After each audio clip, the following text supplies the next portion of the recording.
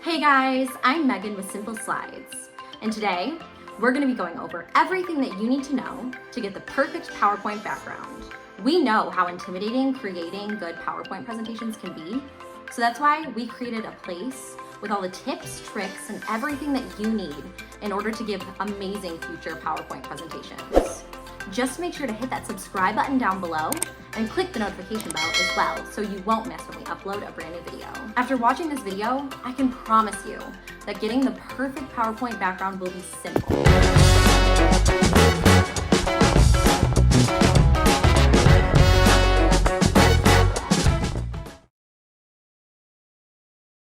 Getting the perfect PowerPoint background can be pretty tricky, but it can also be the difference between a mediocre presentation and one that completely blows your audience away. All right, so step one. Step one is to identify the purpose of your PowerPoint presentation. Basically, before you do anything else, you need to look at what you want your PowerPoint background to really achieve. Will you be using your PowerPoint background to complement the information that's already going on your slide? Or will it be the only thing that your audience really sees? Basically, you want to get to the root of what your presentation is all about. You want to understand what your audience will be feeling and what it is that you want for your audience. Is the purpose to inform your audience, to educate your audience, to persuade them, to activate them, to inspire your audience, or is it to entertain them? I wanted to provide you guys with a few examples of what it looks like so you can go through the different scenarios and see for yourself what you believe the purpose of your PowerPoint presentation would serve. So in this first example, pretend you're the CCO or the Chief Creative Officer of a new beauty brand. Basically, you want to create a new brand guide for the company. What would be the purpose in this scenario? If you said the purpose was to inform, you are correct. Basically, as the Chief Creative Officer, you want to inform the rest of the company on the new brand guidelines. All right, so the next example is pretend you are a marketing major in business school and you're doing a presentation on how to conduct a SWOT analysis. So what would be your purpose in this scenario?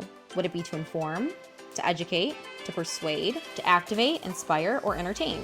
In this example, it is to educate. You're educating your classmates on what a SWOT analysis is. Step two is to research other similar PowerPoint presentations and themes. It's always a great idea to get inspiration from others when it comes to perfecting your PowerPoint presentation. You want to see what other people are doing. What are some of their weaknesses? What are some of their strengths? What are things you like and don't like? And how can you use those things in order to make your presentation your own? So you might be wondering, well, where do I go in order to look at other presentations that I can compare mine to? And one of the hacks that I like to do for that is I like to go to Pinterest. And let's say, again, we're using the example that we're the CCO trying to develop a new brand guide for our beauty brand. I would maybe type in something like this to Pinterest.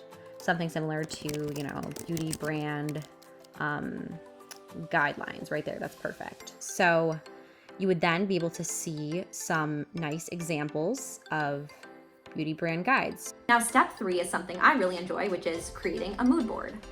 Basically, what you're going to do is you're going to go into all of the inspiration and all of the ideas that have come to your mind and all of your competitors and the presentations that you looked at and researched, and you're going to pull the different aspects that you like from those things and put them all in one place.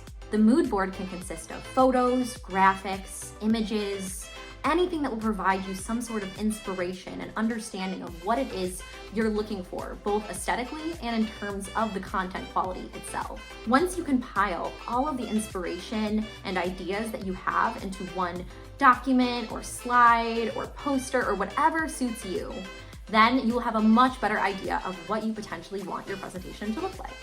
I really enjoy this step in particular because this is where you really get to be creative.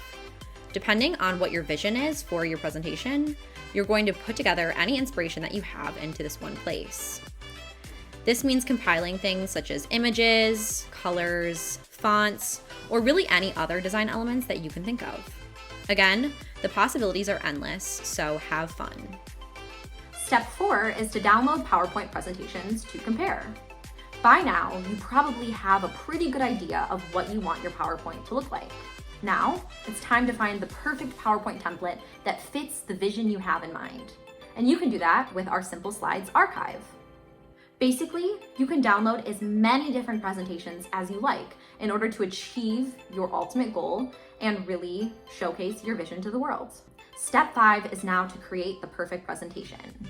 Now that you've selected the design that you want to go with, all you have to do is input the information and your slide is ready. Your audience will be amazed at how beautiful and professional your slides and overall presentation look. Now that is it for today for the 5 steps that you can take in order to get the perfect PowerPoint background. Thank you again so much for tuning in and watching today, and I really hope you enjoyed. I hope to see you guys all again soon. Thanks everyone. Bye.